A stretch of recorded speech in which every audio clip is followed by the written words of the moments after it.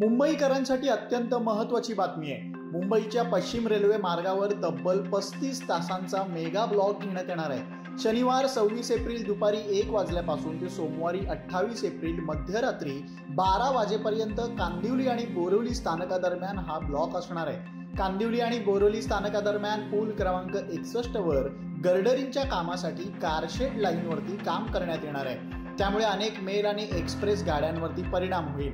काही लांब पल्ल्यांच्या गाड्या रद्द करण्यात आल्या आहेत, तर काही गाड्या उपनगरीय रेल्वेच्या जलद मार्गावरून चालवण्यात येणार आहेत। यामुळे लोकल सेवेवरही परिणाम होणार आहे। ब्लॉक दरम्यान 5व्या मार्गावर धावणाऱ्या मेल आणि एक्सप्रेस गाड्या जलद मार्गावरती वळवल्या जातील। यामुळे 26 एप्रिल रोजी 73 आणि 27 एप्रिल रोजी 90 लोकल फेऱ्या रद्द करण्यात आल्या आहेत। अशा एकूण 163 लोकल फेऱ्या रद्द असतील।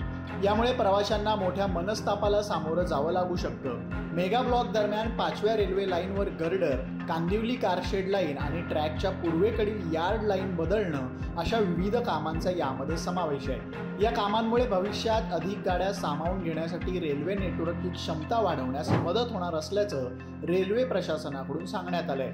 त्यामुळे मुंबईकरांनो, या वीकेंडला लोकल प्रवासाचा विचार करत असाल तर मेगा ब्लॉकची ही माहिती घेऊनच घराबाहेर पडा, नाहीतर खोळंबा होऊ शकतो।